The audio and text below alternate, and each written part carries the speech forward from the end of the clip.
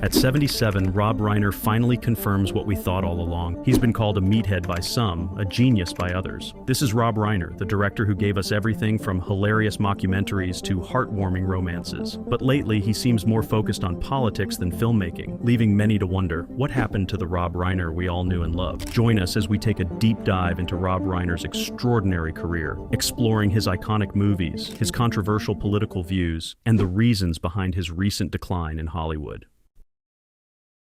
Early career. Rob Reiner, the man we've all come to know and love on our screens, was born on March 6, 1947, and he came into this world in a place we all know, the Bronx, New York. Now, if you're thinking his name sounds familiar, you're probably right.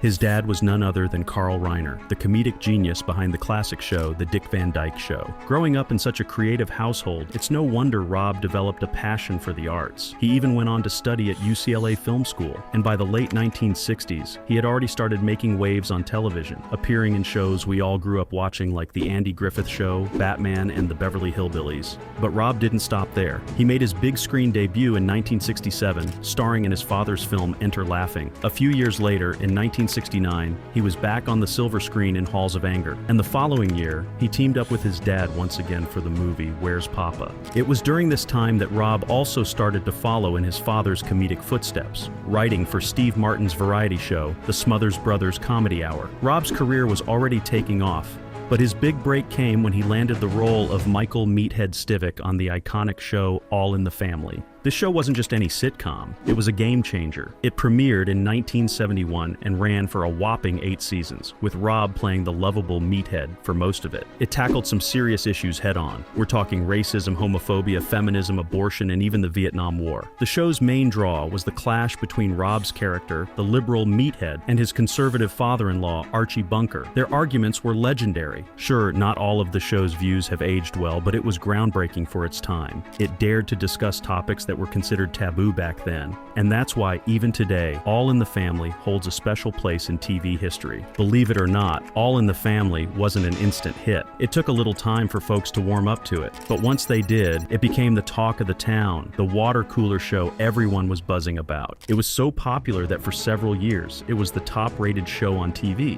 Talk about a success story. It even spawned 5 spin-offs, although Rob didn't star in any of those. Now let's get back to Michael, Rob's character. Did you know he was an orphan? His parents tragically passed away in a car accident, so he ended up living with Gloria and her parents, Archie and Edith Bunker. You can imagine the fireworks between Michael and his conservative father-in-law, Archie. His mother-in-law, things were different. They had a sweet, loving relationship. It just goes to show, families come in all shapes and sizes, with all sorts of personalities. Edith, bless her heart, was often stuck in the middle of those heated Bunker family debates. But she wasn't just a peacemaker. She stood up for Archie when she thought he was right. Think of it like this. Archie was old school, stuck in his ways, while Michael was all about the new, progressive ideas of the 60s. It was a classic clash of generations. Michael was like a spokesperson for the counterculture movement, but he never really touched on the darker side of that scene. Now, even though Michael was on the right side of the issues, he wasn't perfect. He had his flaws, but deep down, he had a good heart, especially in the beginning. But you know how things change, right? When Rob decided not to continue with the show's spin-off, Gloria, the writers had to find a way to explain his absence. So, they set his character Michael up and left his family to join a hippie commune. Rob left All in the Family after the show's 8th season and didn't return for any of the show's spin-offs. For his role as Meathead, Reiner would win 2 Emmys. He would dabble in television a bit more by co-creating the short-lived sitcom The Super, but it would be the big screen that would truly cement his name in American entertainment. Directional breakthrough. Fast forward to 1984, Rob teamed up with a bunch of hilarious comedians to create a movie that would become a cult classic. This is Spinal Tap. Not only did Rob direct this mockumentary, but he also played the director within the movie. While Spinal Tap wasn't the first mockumentary out there, it breathed new life into the genre and is still considered the gold standard. It captures the wild and wacky world of rock and roll so perfectly that you can't tell where the jokes end and reality begins. It's so funny it'll have you rolling on the floor laughing. And get this, the band in the movie, Spinal Tap, was so convincing that they ended up actually becoming a real band. touring and releasing albums. After This Is Spinal Tap, everyone was wondering what Rob would do next. He surprised us all by going in a completely different direction, a romantic comedy called The Sure Thing. It was a bit of a head-scratcher at the time, considering his rock and roll mockumentary background. But who doesn't love a good love story? And let me tell you, this wasn't just a one-off thing. This was Rob dipping his toes into the world of rom-coms, and let's just say he made quite a splash. He ended up making a bunch more of these feel-good movies, cementing his place as a master of not just one, but two genres. By this point, folks had pegged Rob as the comedy and rom-com king, but he threw us a curveball in 1986 with Stand By Me, a movie based on a Stephen King story. While there were some funny parts, it was a coming-of-age story with a whole lot of heart and drama, and that's when it hit us. Rob wasn't just a one-trick pony. He could handle serious stuff too. Seriously, this guy is like a chameleon. He can jump from genre to genre effortlessly, whether it's comedy, romance, or even a touch of horror. Rob has said that he really connected with the character Gordy, the narrator in Stand By Me. Gordy's a writer, a creative soul, and he's trying to find his own way while living in the shadow of a famous family member. Rob could totally relate to that feeling, even though he had already made a name for himself by then. He even got his first Golden Globe nomination for directing this movie. Stand By Me is a masterpiece. Rob nailed it with the perfect blend of humor and drama, capturing the thrill and the fear that comes with being a kid, growing up, and facing the world. When you watch it, you feel like you're right there with those boys, experiencing everything they're going through. Genre mastery. Just when we thought we had Rob Reiner figured out, he switched gears again, this time diving into the magical world of fantasy with The Princess Bride. This movie is an absolute gem. It's hilarious, with so many lines you can quote to your friends. It's got charm for days, like a fairy tale come to life with a cast that couldn't be more perfect. For a lot of us, The Princess Bride was a childhood staple. It was the movie our teachers would put on whenever they needed a break. Or maybe they just loved it too. And guess what? Nobody ever got tired of watching it. We'd get excited every single time, no matter how many times we'd seen it before. Now I gotta ask, have you ever watched The Princess Bride with someone who didn't grow up with it? It's a whole different experience, trust me. When you watch it with someone who hasn't practically memorized every line, it's like seeing it for the first time all over again. But let's be real, The Princess Bride has become a bit of a meme machine lately. Some of the jokes that used to crack us up might not land the same way anymore. It's kinda sad, but that's what happens when a movie becomes so iconic. Maybe it hasn't aged as well as we'd like to think, but that doesn't mean it's not a good movie. Just 2 years after The Princess Bride, Rob hit us with another classic, When Harry Met Sally. Yep, another rom-com, and this one's a real gem. It's always at the top of those best romantic comedies lists, and for good reason. It's smart, funny, and it feels so real and honest. Plus, the way it's shot is just beautiful. And who could forget that iconic scene in the diner? You know the one, "I'll have what she's having." It's a line that's been quoted countless times, and it perfectly captures the humor and heart of this movie. At this point, Rob Reiner had already proven himself a master of many genres: mockumentary, romantic comedy, coming of age, and even fantasy. He had made movies that were practically universally loved, feel-good flicks that appealed to just about everyone, with The Princess Bride and When Harry Met Sally, which earned him another Golden Globe nomination, by the way. He was one of the biggest names in Hollywood. But just when we thought we had him pegged, he surprised us again by diving headfirst into horror. That's right, he took on another Stephen King story and gave us the unforgettable thriller, Misery. This movie is intense, terrifying, and will keep you on the edge of your seat the entire time. And let's not forget Kathy Bates' incredible performance, which earned her an Oscar. With Misery, Rob showed us a whole new side of his talent. He knows how to build suspense, how to make your heart race, and how to scare you silly. The movie is a total nightmare, but it's also beautifully crafted and surprisingly grounded. Not one to rest on his laurels, Rob came back swinging just 2 years later with A Few Good Men. This courtroom drama had a star-studded cast, and Rob directed them flawlessly. The movie was a massive hit, raking in a ton of money and solidifying Rob's position as a Hollywood powerhouse. It was official. There was no genre this guy couldn't conquer. But let's not forget that Rob wasn't just behind the camera. He also popped up in front of it from time to time, playing small but memorable roles in movies like Throw Mama from the Train, Sleepless in Seattle, and Primary Colors. He even stole a few scenes in The Wolf of Wall Street. And in 1995, he gave us another romantic hit, The American President. This movie is so beloved that it's actually ranked as one of the 100 greatest romances by the American Film Institute. The Downfall. The American President might not be the most talked about movie these days, but it holds a special place in Rob Reiner's career. Why, you ask? Well, for one, it was a much-needed comeback after his 1994 film, North, bombed at the box office. That movie was a total disaster, proving that even a talented director like Rob could stumble when it came to family comedies. Even the legendary critic Roger Ebert gave it a thumbs down, saying he hated it.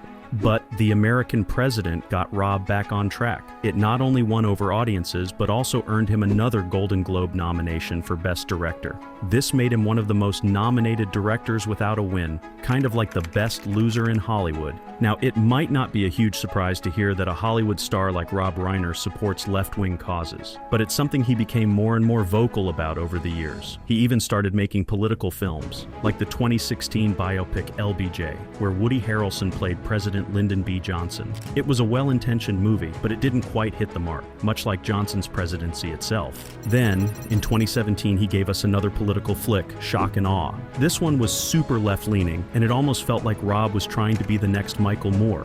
Whether you agree with his politics or not, his approach got pretty loud and in your face. It even got to the point where he became a character on South Park. Rob Reiner's not shy about his leftist views, and they've become a big part of who he is. You can often find him on talk shows and news panels, sharing his opinions with anyone who'll listen. In 2014, he produced a documentary called God and Country, warning about the dangers of Christian nationalism and the Trump era. It's a pretty heavy film, and it definitely cemented his position as a champion of the far left. While this made him even more popular in Hollywood, it also made him a target for folks on the other side of the political spectrum. Good old Fox News, for example, wasn't too happy with God and Country, even calling it the best performance in Religphobia. They even resurrected Rob's old nickname, Meathead, throwing it around every chance they got. But despite all the buzz and controversy, God and Country didn't exactly set the box office on fire. It seems like even with a famous director and a hot-button topic, not every movie is a guaranteed hit. Maybe sometimes it's better to stick to comedies and rom-coms. You've probably heard it a million times on this show and others, the battle we're facing right now, preserving democracy versus slipping into a theocratic autocracy. That's the big picture according to some folks. But if you've been paying close attention to Rob Reiner's career, you'll realize his political views aren't the only reason he's not as big a name as he used to be. Nope. The real culprits are plain and simple. Not making enough money and not making enough good movies.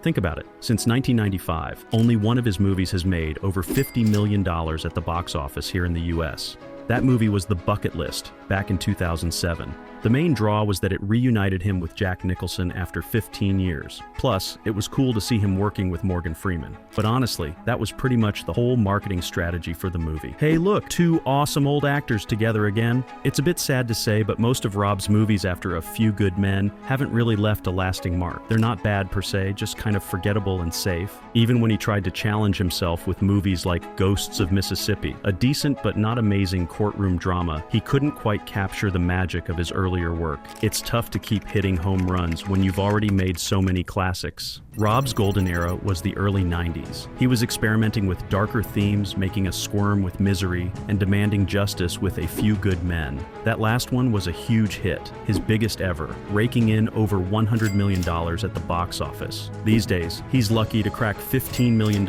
and only a handful of his movies have done that in the past 3 decades. We're talking about The Bucket List, and a pretty forgettable romance called The Story of Us from 1999. Seriously, it only made $27 million, and considering it starred Bruce Willis, that's a major disappointment. Then came 2003's snooze fest, Alex and Emma, a romantic comedy that barely made a ripple at the box office, earning a measly $14 million. And let's be honest, any success these movies had wasn't because of Rob Reiner, it was because of the actors starring in them. It's been a long line of uninspired and forgettable films since then, just filling up his filmography without much to show for it. Remember that 2010 movie Flipped? It tried to mix coming of age with romance, but it flopped hard, never even cracking the top 20 at the box office. And what about The Magic of Belle Isle in 2012? Despite having Morgan Freeman as the lead, it barely scraped together $100,000. Things didn't get much better in 2014 with And So It Goes, starring Michael Douglas and Diane Keaton. It was a movie that appealed to a very specific audience. Then, in 2015, there was Being Charlie, a movie I'm pretty sure most of us have already forgotten about. And who could forget 2005's Rumor Has It? It was supposed to be a kind of sequel to The Graduate, but the plot was just plain and they didn't do anything interesting with it. It's like they had a great idea and then just dropped the ball. Life beyond screens. Lately, he's been spending a lot of time on his podcast talking about the JFK assassination conspiracy theory. I mean, it's not really a theory anymore, but Rob's on a mission to uncover the truth. He even names 4 possible shooters. In his podcast, he says, it's impossible. You cannot shoot from this angle, hit somebody in the head. It would come out there. It wouldn't come out back there. And so all the forensic experts I talked to said it has to be a different angle. He's really digging deep into this stuff, trying to piece together what really happened that fateful day in Dallas. Rob's been married twice and has 4 children. His first wife was Penny Marshall, who you might remember as Laverne from the show Laverne and Shirley. She later became a successful director herself, making big hits like Big and A League of Their Own. But her directing career didn't take off until after she and Rob split up. They got married in 1971, but the marriage didn't last, and they divorced 10 years later. Even though they didn't have any kids together, Rob adopted Penny's daughter Tracy from a previous marriage. Tracy has since given Rob several grandkids.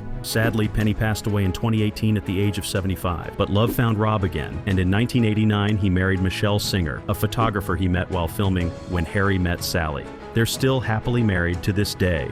Together they have 3 children, Jake, born in 1991, Nick, born in 1993, and their daughter Romy, born in 1997. Rob Reiner's not just a movie guy, he's also a big-time political activist. He's a founding member of the American Foundation for Equal Rights, a group that fought against a law banning same-sex marriage in California. Back in 1998, he led a campaign to pass a law that created programs for early childhood development, funded by a tax on tobacco. He even got made fun of on South Park for his anti-smoking stance. But Rob's activism goes beyond just kids and cigarettes. He's involved in all sorts of causes, like fighting for responsible media, protecting the environment, and even promoting moderation when it comes to things like violence and tobacco use in entertainment. He's also been a vocal supporter of Democratic politicians like Al Gore, Hillary Clinton, and Joe Biden. And he's not afraid to criticize those he disagrees with, especially Donald Trump. Rob even co-founded a group called the Committee to Investigate Russia, which aims to raise awareness about Russian interference in U.S. elections. He and his team have been pretty outspoken about this issue, even releasing a video with Morgan Freeman warning that we are at war with Russia. Lately, Rob's been working on a TV series about the relationship between Vladimir Putin and Donald Trump, called The Spy and the Asset. It's clear that politics is a major passion for Rob, and he's not afraid to use his platform to share his views with the world. Whether in front of the camera or behind it, Rob Reiner has certainly left a big footprint.